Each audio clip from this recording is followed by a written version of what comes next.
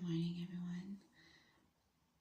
I haven't really thought about this video because I just caught this particular John Griffin video yesterday, and I like to think about things and mull them over, but I haven't had a chance, so it might not be the most perfect video, but let's get through some of his points.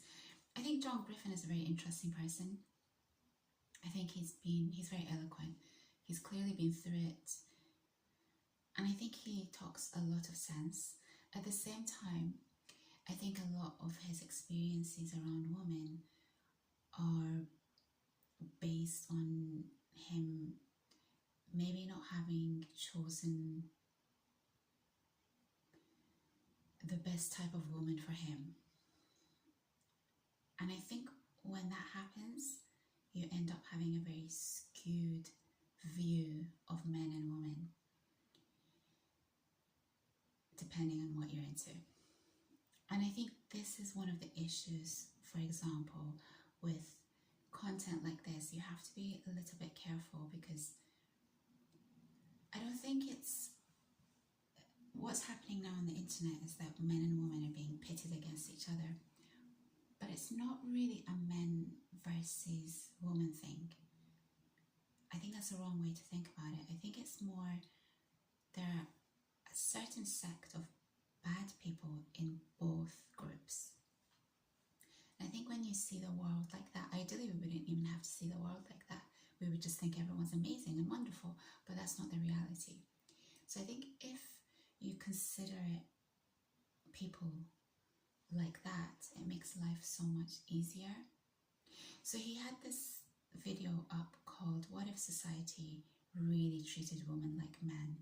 and apparently it didn't do so well, he's saying, because he did another video saying, oh, actually this is the second video. He'd initially put up a video which I caught last night called the misunderstood truth about men, a woman's guide. Apparently it didn't do so well, or there were negative comments, I'm not sure. I don't really think so, because I had a quick look at the comments and it was mostly men complimenting him, so I'm not sure what he means, that it hasn't done well or there's been some negativity on it. So today, this morning, he'd uploaded my time I catch a new video titled "What if society really treated women like men?" Basically the same video, but he's switching it up and trying to put women in men's shoes. So I'm going to go through a few of these points, or maybe all of it. I think and I hope that I'm a fair person. So when I watch videos like this, I see both sides, and I think that's really, really important. I think it's difficult if you've had bad experiences with the sex that you're into. I think it must be very difficult to keep a balanced viewpoint, because you don't know anything else. And I think that's why this type of content is useful. It really is, for men and women, but at the same time we have to be really careful. So I might have to play some of his video just to remind myself of what he said, because I just caught this second video this morning. Prioritized above all other things. Well, today, men lose their jobs at a very high rate in jobs that are disposable. People don't come out complaining. I don't know anything about this, men being disposable. I think everyone's disposable. If you work for someone, you are disposable. If you're a worker, you are always, no matter what you do, if you're not making passive income and you're working for someone, you're always going to be of working class. And I'm not saying that in a derogatory way. I'm just saying, in order to be completely free, you have to either be a business owner or you have to be making passive income. So I don't see, maybe someone can correct me on this, but I think both men and women are disposable. Then he talks about dying to be a man.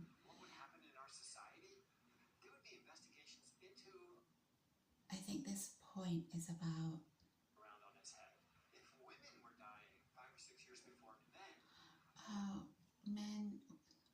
women dying before men dying before women, and he's saying that if it was the opposite way around, women dying before men, 5 years before men, there would be a huge outcry over this. I don't know what to say about that. I'm really not sure. There's nothing I can really add to that. It is true that men, I think, die earlier, probably because there's more stress on them from the jobs that they do. Their jobs are tougher, perhaps. Maybe also they lead a less healthier lifestyle than women in terms of maybe they drink more, maybe they smoke more, maybe they take less care of eating vegetarian type food. I mean, there could be so many reasons other than the fact that they have more stressful jobs. Serving more time is the next comment. I don't know anything about this, serving more time for bad acts, but I did catch an article yesterday where a girl had brought narcotics into the UK, and the judge basically let her off with a slap on the wrist. She came from a well-to-do family, and I think her parents would have had some authority or power, and I think that's the actual reason that she got off lightly. But he's arguing that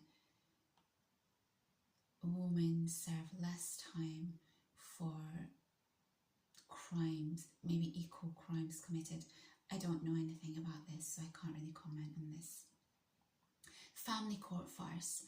I completely agree with him on this. I think it's really, really wrong that women are given preferential treatment in the family courts.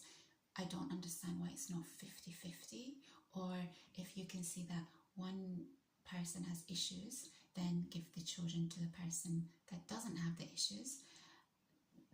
On this point, yes, I think the family court system is unfair and needs to be changed. And I think there was a study done that children who are raised by single fathers end up doing far better than children who are raised by single mothers. And if I'm being completely honest, if they're being raised by a single father, then obviously there's a reason why he's been given the children, which means that he's capable and responsible. So I do believe and understand why children who have been raised by single fathers who are capable and responsible and decent would do better. Yes, I do get that. So I agree that 100% agree that the family court system needs to be overhauled. Dumb is disposable. What's he talking about here? Now, we've seen how that works. We got Title IX from that. And that made it possible for women to go to college at a much, much higher rate. But now that we're seeing that happen to men, no one's been doing any kind of investigating into that.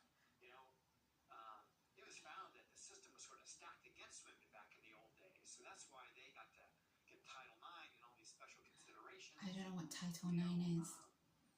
Opportunities to go to college that didn't exist before, and they were pushed, socially and educationally, and given scholarships and all kinds of paths to get into school. Well, now that men are getting it at a much lower rate and their educational outcomes are much, much lower, no one's doing anything about it. So, and I know a lot of you guys say, well, you don't need to go to college anyway, da-da-da-da. Well, you can say that. And I certainly, see that there's certainly lots of ways for people to make a lot of money in this world. But I'll tell you, there's no question about it. A man with a college degree is going to go a lot further than a man without one most of the time. Now, So I don't know the reason why women are doing better in terms of education, and this is something, strangely, this is something I've never researched, even though I'm fascinated by the world of education. I need to do more research on this, but what he's saying about having a college education is true. I do think you do better in life if you do have one. Not always. One of the psychopaths that I know who was in the city and who worked in the world of finance, he didn't have a college degree, university degree. He'd worked like a dog through the ranks in the city, and he'd done very, very well for himself. And he'd ended up setting up his own business, and he was telling PhDs what to do, people with doctorates what to do. And I remember having a conversation with him once, and he was both proud and ashamed of the fact that he was proud that he was in the position that he was, and yet he still felt ashamed that he didn't have a college or university education. I don't think anyone needs to feel ashamed of not having a university education, because most of the degrees are completely and utterly useless. They will not get you far in life. However, there still is a level of discrimination against people who I think don't have some kind of university or college degree. For example, when I was in Japan, I know that people who didn't have university degrees and who'd come to Japan struggled to find really well-paying and decent jobs. So that's something to consider if you want to, or if you plan to travel abroad. However, I do think that the education system in America is both better and worse than the rest of the world. It's better because when you've just come out of school, you don't know what you want to do with your life. And in the UK, you're forced to specialise at a very young age, 18. And then at the end of the 4 years, you might be like, well, actually, I don't want to do this as a career. The smart kids were the ones who, after the first year, transferred to a different degree. I wasn't one of them, unfortunately. On the opposite side, you've got Americans who have a year or two, I don't know, to do lots of different subjects before they specialise. I think this is amazing. It's wonderful.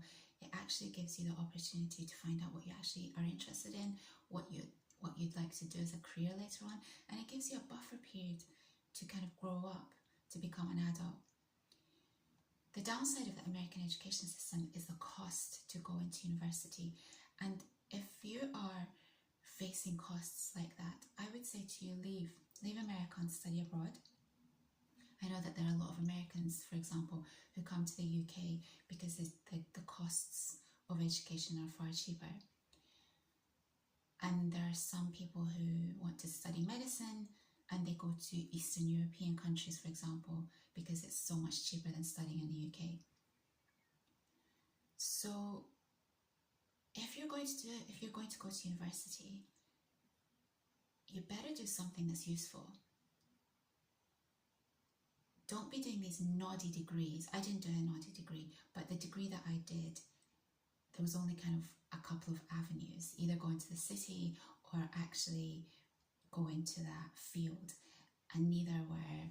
I think the city would have been actually really good for me, but I struggled with my very free personality.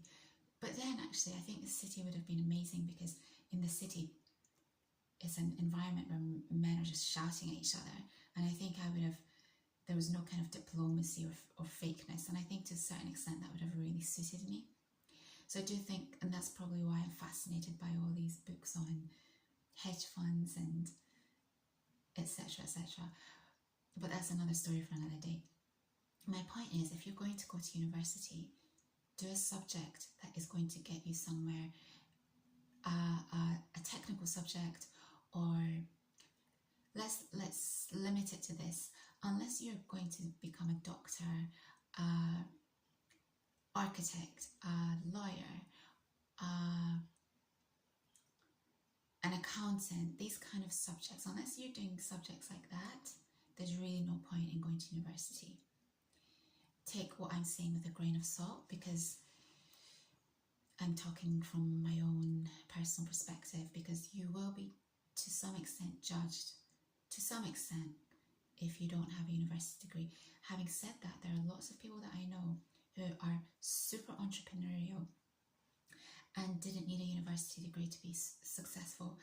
And I'm thinking of one other guy who I know, who I knew, who constantly, even though he's an entrepreneur, and even though he has worked in the world of politics, he still has to preface his biography with the fact that he didn't go to university, even though he was a grade A student, because he wanted to follow the entrepreneurial path. So, and this has always surprised me, he clearly still feels some element of maybe not shame, but like he has to explain himself for not having a university degree. But I would say that having a naughty university degree is pretty much the same as not going to university at all. So think very carefully about that, especially if the costs are, this is not really what he was saying. He was saying that women are in more advantageous positions these days because they're getting better educations, and we need to think about why that is. Is it because the fathers are not around and women and men need a slightly different upbringing? I really don't know. I don't know what the reason for this is. I need to do some research on it. But his title is Dummies Disposal. I'm not really sure what his... Yeah. The tradesmen get paid a lot. Those guys get paid a lot more.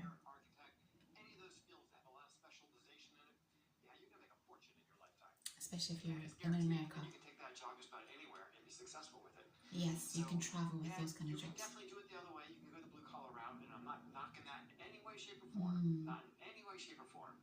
But the blue collar route, you're always going to be your own boss. If you're working for someone, you're always going to be a worker for someone. You could argue that if you're working a blue collar job, you're still working for someone because your customer is your employer. I would say, well, not really, based on some of the tradespeople I come across. They just do what they want, but they have no accountability whatsoever. But you get the drift, right? Whatever path you choose, there are going to be positives and negatives. And I don't know enough about this topic, as in why women are doing better in terms of education than men. Special stress tests, what's he talking about here? And homelessness. That would be a social, research teams trying to figure out how on. But maybe it's time somebody does, because I'm not sure what he's talking about here, special stress tests, but it's true that there are more homeless men. And it always disturbs me. I mean, it disturbs me whenever I see homeless people. So one aspect of society that has always troubled me, especially in the West, there should be no homeless people. And it's true, you always see more men being homeless than women. So I do agree with that. How to make the evening news? What's he talking about here? These crimes, and they were 80% of actually 85 to 90% of the murder victims. Imagine that. Already, we get tons and tons of information about violence against women, like it's rampant, like there's a pandemic of violence. I don't know the statistics on violence against women versus violence against men. He's saying that it's much higher against men, and I'm sure he's right. But what he's not mentioning is that, well, who's the person, which sex are committing these acts of violence against both men and women? It's men, because he's talking about murders against men as men. So I don't think his understanding of this is completely perfect, because if it was women who were committing acts of violence against men at a much higher rate than men committing acts of violence against women, then that would be a more fair argument. But it's actually men who are committing both both crimes. And I think men nowadays need to be just as careful as women, because some of the stories that come out are just so horrific.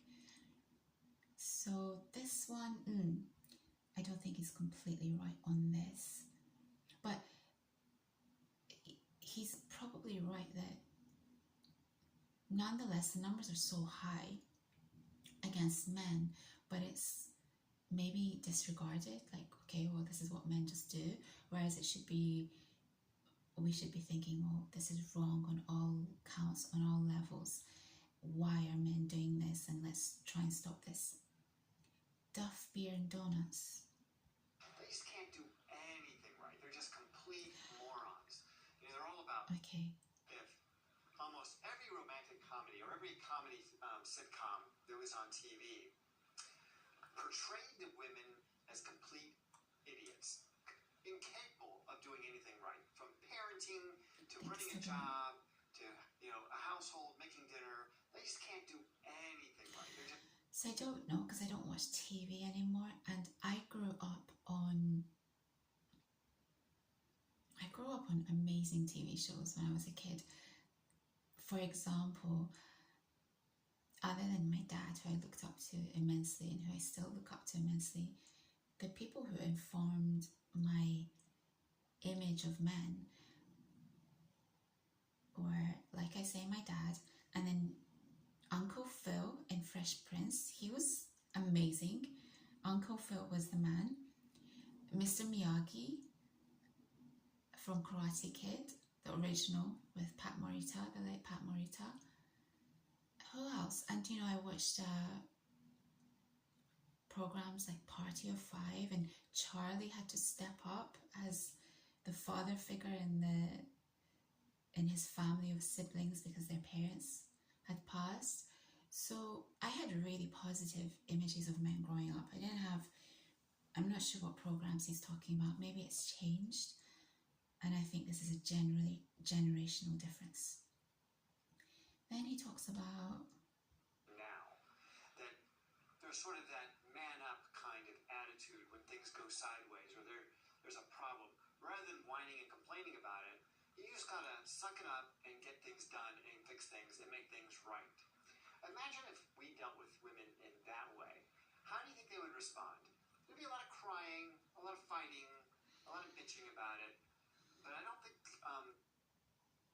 they were treated like men. They would fight back, and they would fight back hard. Now, unfortunately, if we treated them like men, and we expected them to act like men, society would probably collapse. I mean, quite honestly. I don't know anything about this either. I think he's saying that women are basically treated in a much easier way than men, because women complain and kick up a fuss and cry and this and that. I don't know about this because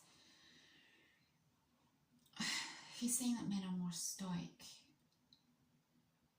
I really don't know about this because I was brought up with a lot of accountability, and this is why I find it so frustrating dealing with people. I think I've aged as a result of dealing with people, men and women, because I feel like people are not accountable. They're not accountable for their actions. They're not accountable for the things they say. They're not accountable for bad behavior, etc., etc., etc. And I find this applies across the board with both men and women. And that's why I've kind of stepped back from society, other than the things I have to do on a day-to-day basis, because people are just exhausting, frankly, and it all comes back to a lack of accountability and decent behavior. So I don't really connect with this, because our dad, he brought us up with firm values. Like, when he went running, we went running with him. If it was rain, sleet, hail, snow was the hardest, he would still take us running. We had to do housework. He taught us how to be logical. He expected honest behavior and honest conduct. He wanted us to be strong, so we were always exercising. Education was super important, and not only doing well in school, but more importantly, and actually my education came from my dad, was life lessons and values and stuff like that. So I see a lot of videos about women getting the princess treatment from their dads or growing up, and as a result they lack accountability and they think they're put on a pedestal, etc., etc. No, I wasn't raised like that, and if I want to be put on a pedestal, it's because my values are on lock. My behavior is decent. So I think society is kind of backwards in the sense that we should be pedestalizing, is that a word? People who are decent and honorable, but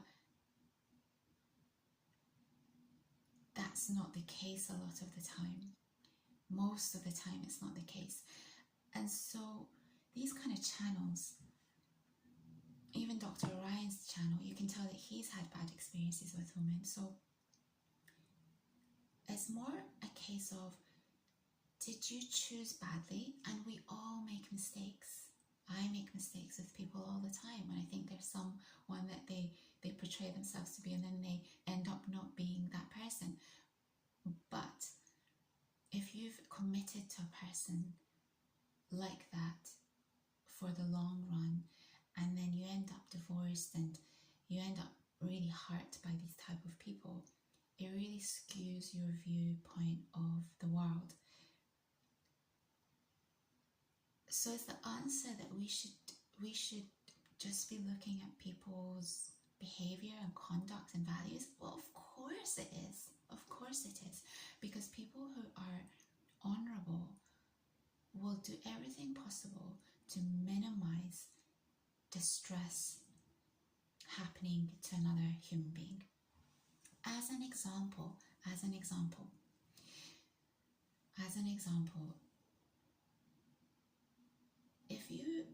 if you're married, say, and the relationship breaks down because maybe you fall in love with someone else, you don't go and have an affair. You tell the person that you're married to that you've fallen in love with someone else. You don't know what to do about it, and you want to perhaps pursue it, I don't know, and you want to minimize the harm that will come to your family as a result of these feelings. That's the right way to go about doing it. Do most people do this? No. And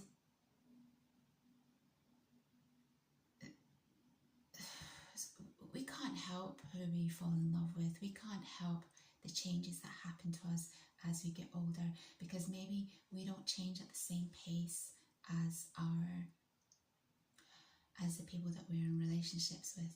And so should we suffer as a result because we've become different people? No, I don't think we should. We have this one life, but it doesn't mean that you destroy a family life because of these changes. You either have to communicate and catch up at the same time, or you have to be very honest about how you feel and promise not to cause distress to the person that you're about to leave or split up from or whatever. And everything comes back to doing the right thing.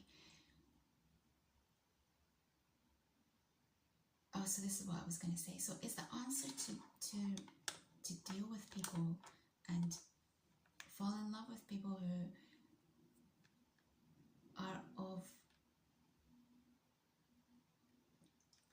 are ethical? Well, yes, it is. It is. So are mistakes being happened because people don't spend enough time on these values? Yes. And then channels like this are created. I think these channels are great. Men learn a lot from them, not to make the same mistakes, and women learn a lot from them as well. For example, in this one video, I learned one thing that I hadn't really understood ever as to why men are so emotionally detached. Not all men, but the majority of men can be emotionally detached, and he explained it really well. that men are punished if they show any kind of emotion, punished by their peers, by other men, or they're not considered strong enough or whatever to take on masculine type roles, etc., etc. So that was something that I'd always wondered, why men couldn't kind of reveal how they really feel. And I think he answered that. So there's something to always learn. I just kind of riffed this video, so I hope it was interesting, even though it wasn't really well prepared. Maybe when I think about it more, I can talk about it more. Maybe you disagree with me, and I'm happy to hear any ideas that contradict mine.